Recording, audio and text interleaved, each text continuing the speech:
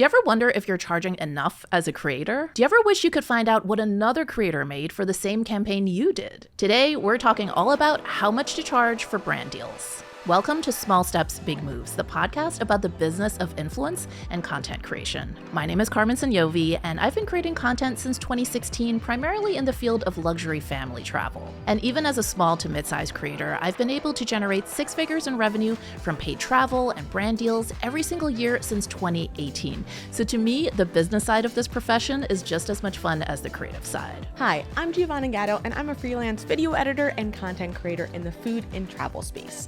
I primarily work with small businesses and other content creators, and I've been watching YouTube since before I could ride a bike. Now that I work professionally in the space, I've really enjoyed being able to take a peek behind the scenes and see how this business truly works. And the focus of this episode is brand deals. How much are content creators really making, and how much should you charge? So Carmen, how much do creators charge for brand deals? Not enough. No, really. I mean, I think that undercharging is a rampant issue in this industry. And before we get into sort of how much people should be charging, I do want to take a minute to talk about the dangers of undercharging and why you shouldn't do it. You know, I actually thought I saw a Forbes article that said content creators were the most overpaid profession. I mean, I think that there are certainly people at the top who are getting large sums of money, but I would say for the sort of creator middle class, so to speak, the reality is that I think a lot of people are actually undercharging. So this is why you should never undercharge, because the more you charge, the fewer campaigns you need to do to hit your revenue goals. And just to give you a very specific example, so 2018 was the first year that I was able to hit six figures in brand deals in my business. However, in order to meet that goal, hit that ceiling, I did 54 different campaigns. So you can imagine how burned out I was. I mean, that's a lot of work. And not only can you imagine how burned out I was, you can imagine how burned out my audience was. Now, fast forward to 2022, I actually did 4 times the revenue I did in 2018, but I only did 16 campaigns that year.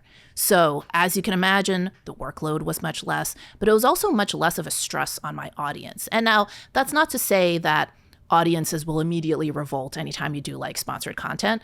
If you've primed them correctly, and we've talked about that in a previous episode, they will actually support you and understand that that's how you pay the bills.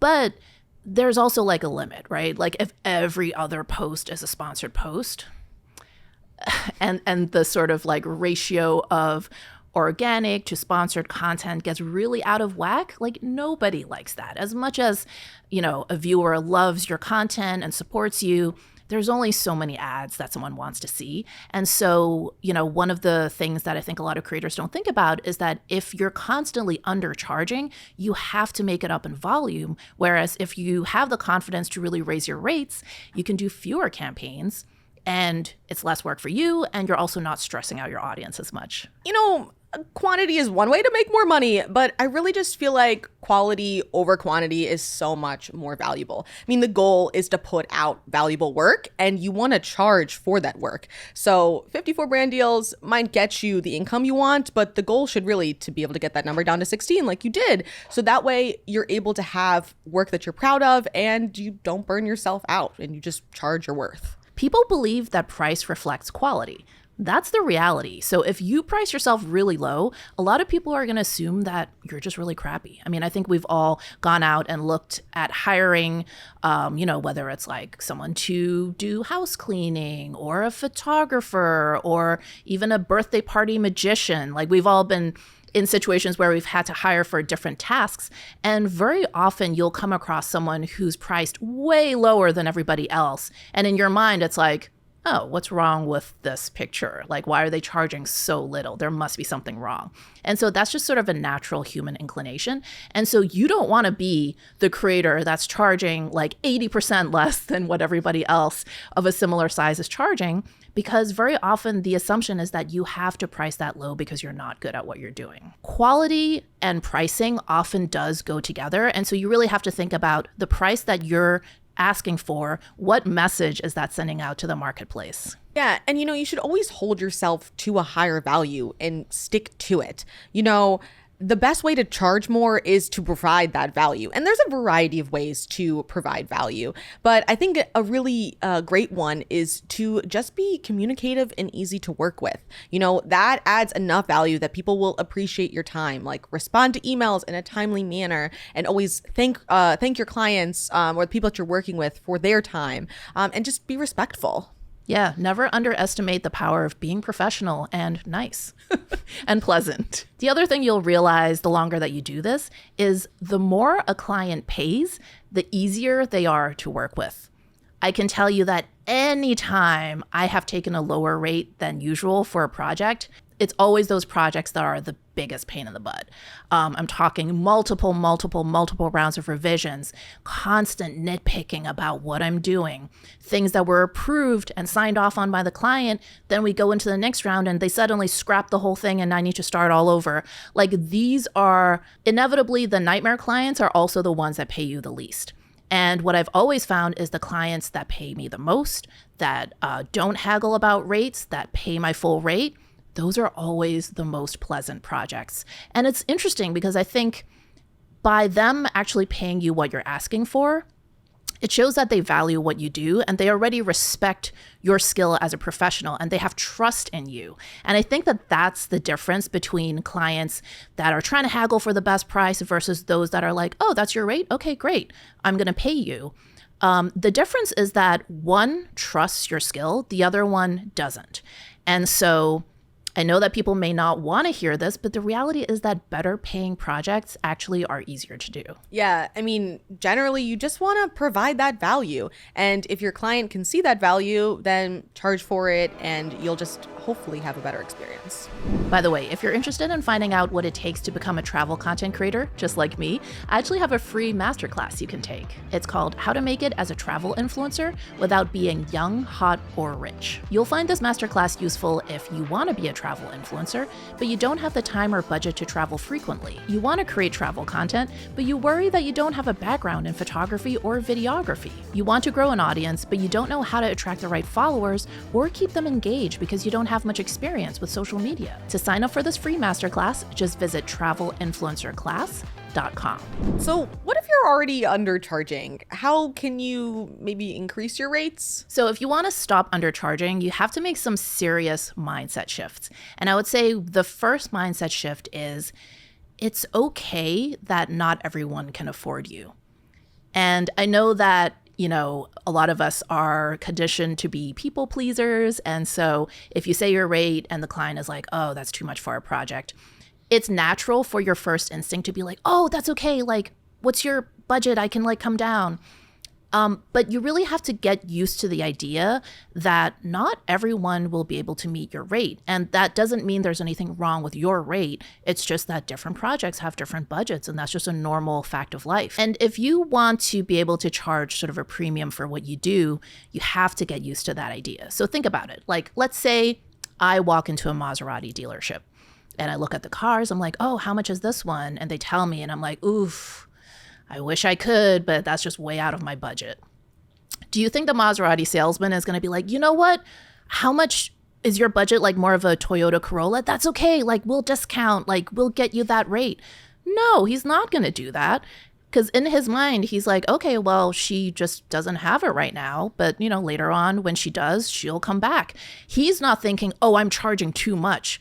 No, because he understands that Maserati stands for quality. And there's all of these, reasons that go into why they're able to command such a premium price in the marketplace. And he's confident in that. And he doesn't feel like he needs to apologize for his rate. And it should be the same way for you as a creator. If you've decided what your rate is and you're already commanding that rate in the marketplace, stand firm and understand that it's okay. Not everyone will be able to afford you. But that doesn't mean there's anything wrong with what you're charging. And just like what you're saying, if you're adding that value, then you should feel confident about that. And that might be a bit of a mindset shift, especially if you were already undercharging. That confidence, though, is going to open a bunch of gates and make you understand where you position yourself in the social space. But do you have any other mindset shifts? Yes. Another big mindset shift is choose to work with brands that value you. Now, what I've found time and time again is a brand will either value what you do or they won't. And there's no amount of convincing that you can do to get them to that point. And so when you're encountering a situation where you're quoting your rate and they're sort of balking at that rate, lowballing you, saying, oh, can you get it down to this? What often comes along with that is that they just don't think you're worth that rate. And that's okay. Like, there's nothing wrong with them thinking that. And sometimes the sort of like set of skills or the sort of variables when it comes to your content, so the whole package that you bring to the table, sometimes it's just not the right fit for that brand. You're good at things that they don't necessarily think are important because they're looking for other things that are more important to them. So if you find a client that doesn't really value you, again, it's not something you have to take so personally. It's not that they're being mean. It's just that it's a mismatch in terms of what they need versus what you offer. Situations like this happen all the time in the freelance world. And sometimes, someone just might not be a good fit to work with you is really what it comes down to. I've heard a bunch of times, that's not how much that should cost, or that doesn't take that long, or I don't want to pay that. And for a while, I was like, is that true? Like, am I charging correctly? Is my time accurate? And what it comes down to is that, you really just need to set a rate and say, this is what it is to start working with me, and be confident in that and understand how much your time is valuable. So what is another mindset shift? Another mindset shift is you're not going to be the fit for every brand, and that's okay. So the longer that I've done this, the more quick I am to actually see where things are going and say, you know what, I don't think I'm the right fit for this. And specifically where I always do this is when a brand reaches out to me and the first thing they ask for is send us screenshots of your Instagram story views and your link clicks. And the reason that this is immediately a red flag for me is I know that this is a performance marketing campaign. And performance marketing is basically when a brand is doing the type of marketing that is purely conversion based. So they're looking to say, hey, if I spend $100 on ads, I'm going to get this kind of click-through rate. It's going to convert at this percent. And so I expect to make $150 back or $200 back. Like, it's a very clinical, like, hey, I put in this much, I expect to get this much out of it. That type of marketing campaign. And there's nothing wrong with that. A lot of brands have performance marketing as part of their sort of marketing plan. But the brands that expect influencer campaigns to be effective performance marketing campaigns are just not a good fit for me. And there are some influencers that excel at that kind of campaign, but they tend to be the shopping influencers, the LTK girlies. Like, that's not me. Like, I'm not the, hey, swipe up for the sweater. I'm just not that kind of creator. No shade. Like, I love following the deals, as much as everyone else. But it's just not really my forte. People follow me because I'm really more about the inspiration and, kind of the storytelling and getting swept along on the trips that we do. Like, that's what people are tuning in for with me. And so when it comes to these kinds of performance marketing campaigns, I already know I'm not going to be a good fit because it's like, I'm not going to be generating the kind of results that they want. So when brands hire us, what they're really looking for is positioning. So they're looking to position their brand in our feed because they know they're going to be next to luxury hotels and like business class air cabins. Like, that is really the benefit that we bring. So they're looking for positioning, and then they're looking for high quality creative that they can repurpose for their own organic use or to run as ads. Like, those are the two things that brands really come to us for. They don't come to us for a bunch of swipe ups. So here's a secret that nobody talks about. The brand deals that expect you to generate high click-through rates and high sales conversions are actually the campaigns that pay the least. And I know that's surprising and you would expect it to be the other way around, but I found time and time again that performance marketing campaigns like that are paying bottom dollar because they're so purely CPM driven. They're like, hey, we have a CPM of $10. That's all we can offer. And we're stuck on that because, again, it's a performance marketing campaign where it's all about the math, right?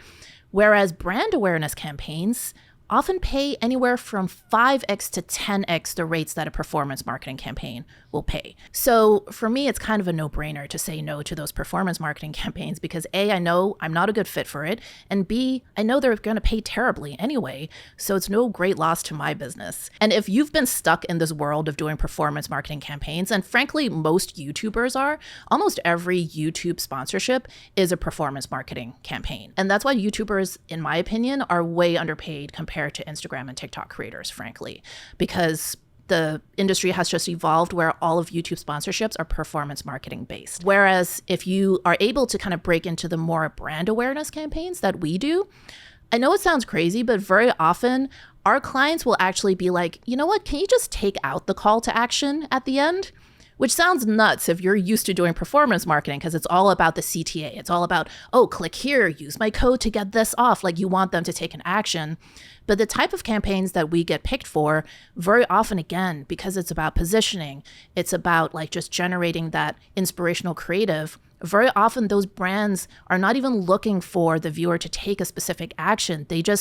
They're looking to create like a vibe, to plant a seed of inspiration, an idea. And so if you're stuck in that performance marketing world, understand that that's not every brand deal. There's a whole spectrum out there of different types of campaigns and brands that have different goals. I think this is awesome insight because I feel like there's a big misconception that all brand deals are performance based and they all want you to click something or buy something or whatnot. So kind of understanding that there are two sides of the spectrum is super, super valuable because then you can see how you want to position yourself in the social space and where you provide that value. But what do you do, if you are getting those performance marketing deals, or I guess, how do you find deals that you want? Yeah, I would say that the deals that you want, they're going to come over time. But the important thing is that to recognize when it is a performance marketing campaign. So anytime they're asking for those metrics I talked about, the IG story views right away, the link clicks, AKA swipe ups, what they used to be. Anytime that they're asking for that right off the bat, it's a performance marketing campaign, and also expect that they're going to be the ones that are most critical of your rate.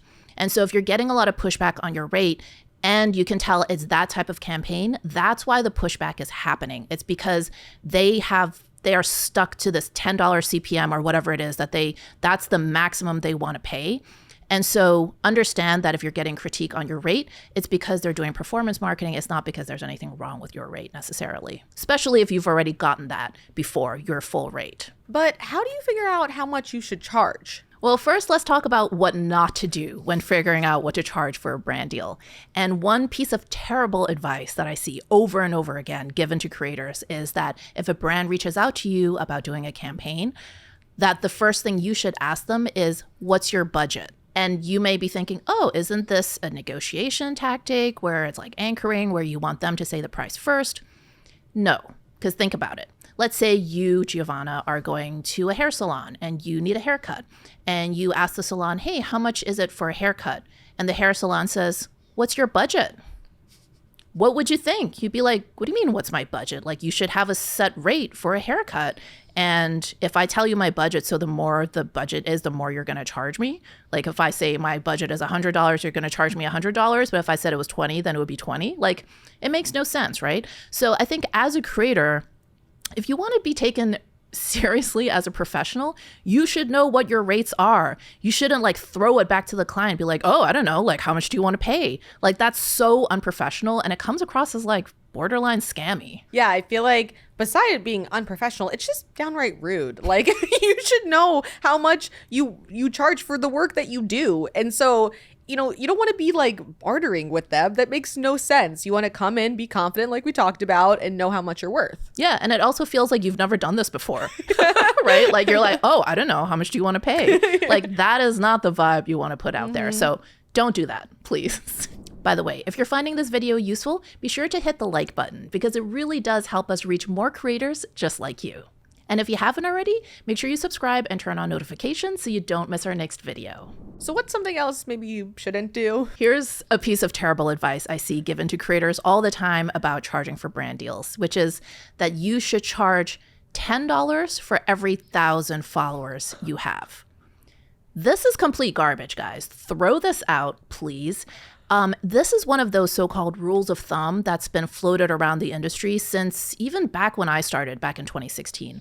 And it's complete garbage. Nobody goes by that rate. And yet, for some reason, this conventional wisdom still floats around as if it's true. So throw that out. It's garbage. Nobody does pricing that way. And the reality is that fees are never determined solely by reach and engagement. There's always a variety of factors that go into it. So the idea that every single creator in the industry gets paid a $10 CPM is ridiculous. CPM is cost per mil, which is cost per thousand. That's just not how things work, because there's so many other factors that go into whether a creator can actually charge more. The quality of their creative. Are they sort of in the luxury niche? Who's their audience? Are they able to reach a very hard to reach audience that brands really value? What's the editorial environment like?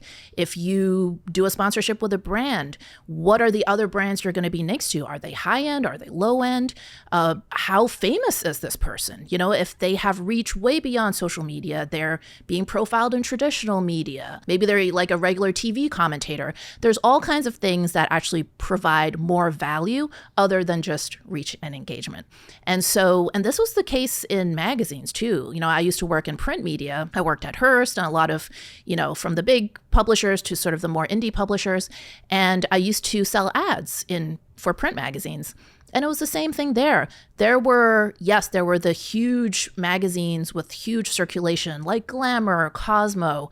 But you'd be surprised, very often on a CPM basis, the smaller indie fashion downtown type magazines that I was working for actually could get a higher CPM than like a Glamour or a Cosmo. And you might think, well, why? Their circulation is so much smaller. Like, how can they charge more for the same number of readers?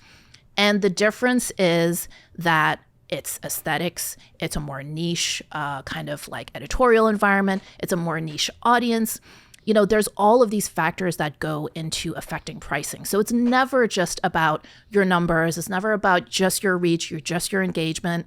CPM can vary widely. Not everyone is getting paid $10 for every 1,000 followers. That's just not how it works. Yeah. And, it's interesting because this translates also into traditional media. One of my first jobs, I worked as a production coordinator. And part of that job was that I was hiring a bunch of different crews. So I saw the rates for videographers, for editors, for DPs, producers. And it really just helped me understand how much people are standardly charging in this industry. And it also helped me see where different value was added, because while the rates were much higher than I could have guessed myself, it also let me see that this person might be further in their career, or they might have worked with this client for longer, or things like that. And they were able to see where they could add value to allow themselves to have that higher day rate and to charge their worth. Now, we promised at the start of this episode that we were going to talk specifics. So, how much should you charge as a brand new creator? All right, this is the moment we've all been waiting for. This is how much you should charge as a brand new creator. So, as a base fee, and what that means is not including usage rights, paid media, or exclusivity, and those are things we're going to talk about in a second. As a base fee, no matter how few followers you have, in my opinion, you should not charge less than $800 to $1,000 for a short form video, meaning Instagram Reel, TikTok, YouTube Short. That's definitely higher than I thought, even for a nano creator. So are you saying that's the lowest you should accept? So I would say that should be your opening bid when you're negotiating. Now, any negotiation process, there's going to be a bit of back and forth, and it's totally fine if after that back and forth you end up a little bit lower, let's say like 500, 600. But if you started at 500, you'd be ending up at like 300. So I think 800 to 1,000 is a good opening bid, regardless of your audience size. So when it comes to fees, I think creators are used to thinking about fees as being based on audience size, as we've talked about. But if you think about it with a brand deal, the brand is getting two things from you. They're getting the distribution and they're getting the creative. So the distribution would be what's the organic reach that you can offer, and that is based on your audience size. But the thing that you shouldn't forget about is they're also getting the creative, aka the content itself. And it takes skill and it takes time to create that content, regardless of whether you have 100 followers or 1 million followers.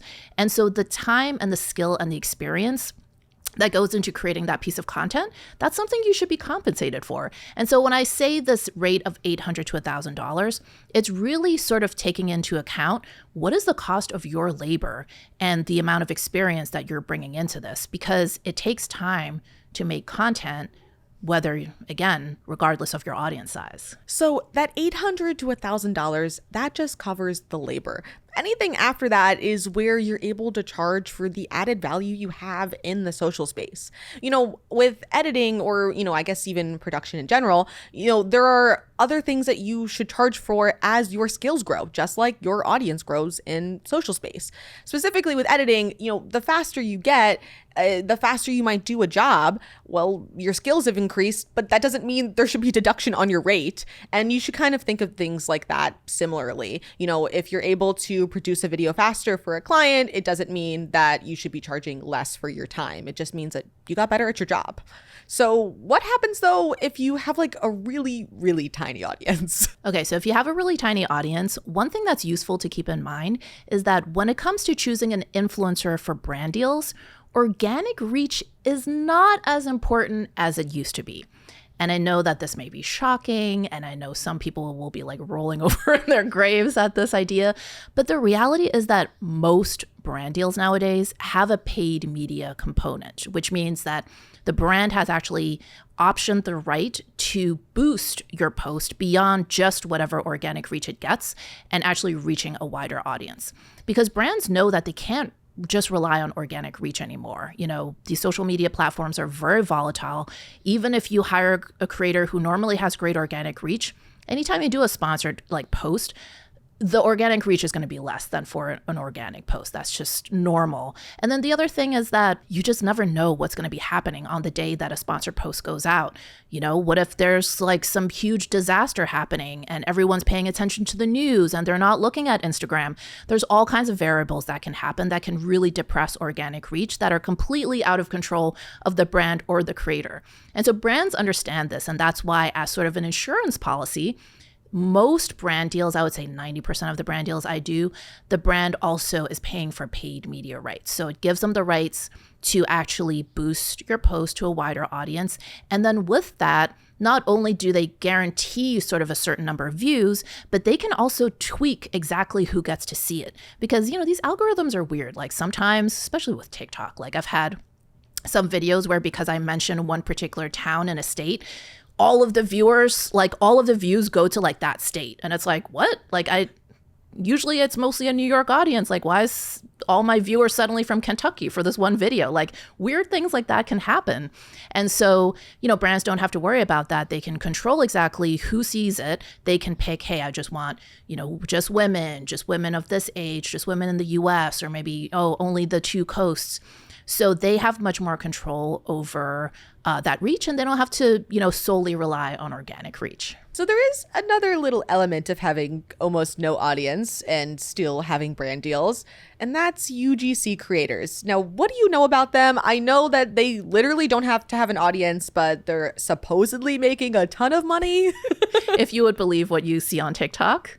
So UGC stands for user-generated content. And, that used to really mean something different. But nowadays, mostly it's become a term for content creators who just do the content piece. They don't do the distribution piece. So they don't have their own audience, but they're kind of like a hired gun, so to speak, for, they know how to make catchy, natural looking content for brands. So brands will hire them just to make the video, and then the brand will either post organically on their own social media account or run it as an ad.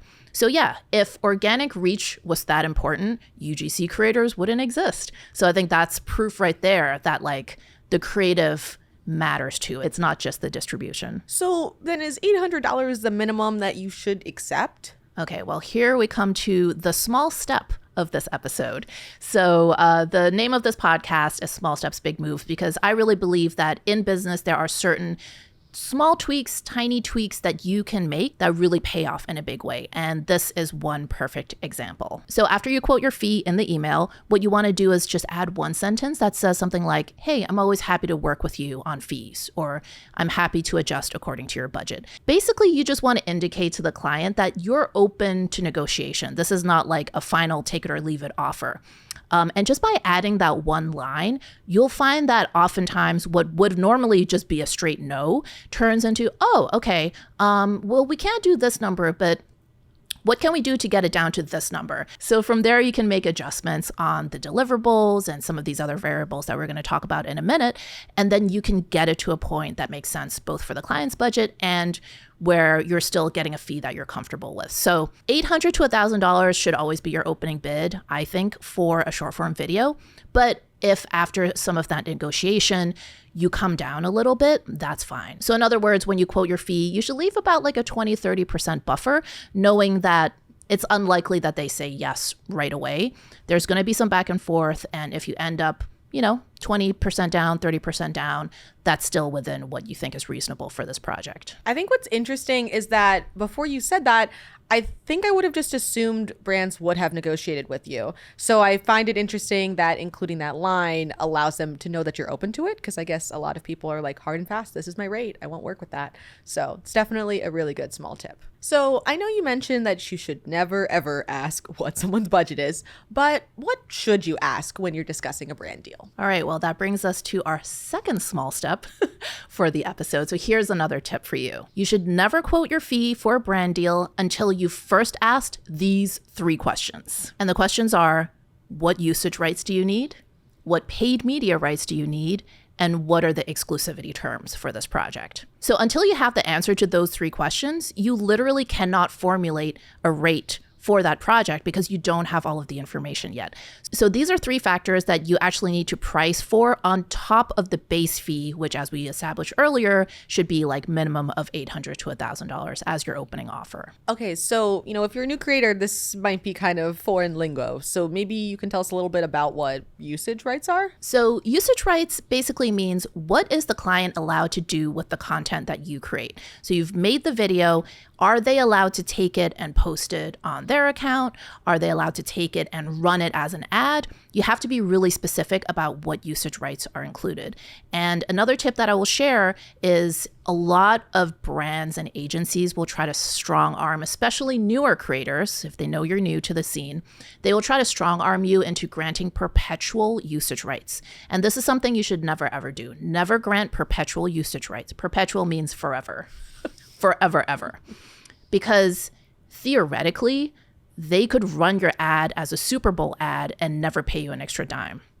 So never say yes to perpetual usage rights. Even if you're a newer creator, you have to stand your ground on that. So I would say instead of that, let them know the maximum you can offer is 12 months of usage rights. And if they need to renew after that, they can. And here's a secret. No brand ever needs perpetuity. They never actually need perpetual usage rights. It just makes it easy for them because they don't need to track when they have to stop using something. And so it's just a convenience thing. However, this is something that I strongly advise against, so just say no to perpetual usage rights. Yeah, that makes sense. I couldn't imagine having, no rights over your content. 5 years from now, you see them running an ad and you're like, that's me. I didn't die. When did I do that?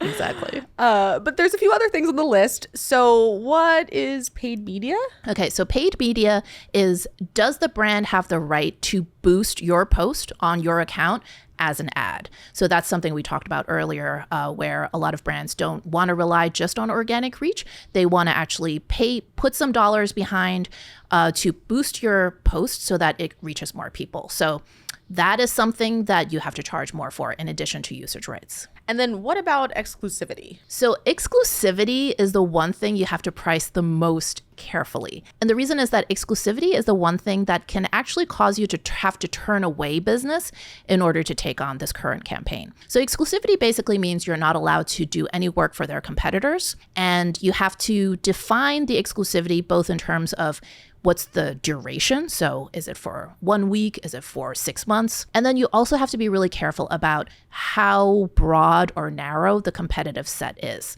So is it, let's say you're working with American Express. Is the competitive set just other credit cards?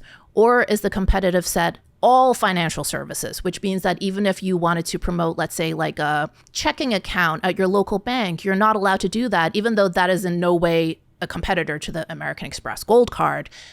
Because they've defined it so broadly, now you have to say no to that bank deal because you said yes to the Amex deal. And so this is the thing that you really have to be really careful about when it comes to pricing, because again, It's the one factor that could actually lose you money. It's honestly a little bit surprising how much there is that goes into these brand deals aside from the actual labor of you doing the work. This is definitely super valuable, and it's good to know that your rate can have so many other factors besides just your content, your reach, and your audience. Yeah, and this is exactly why, and I'm going to share a pet peeve now.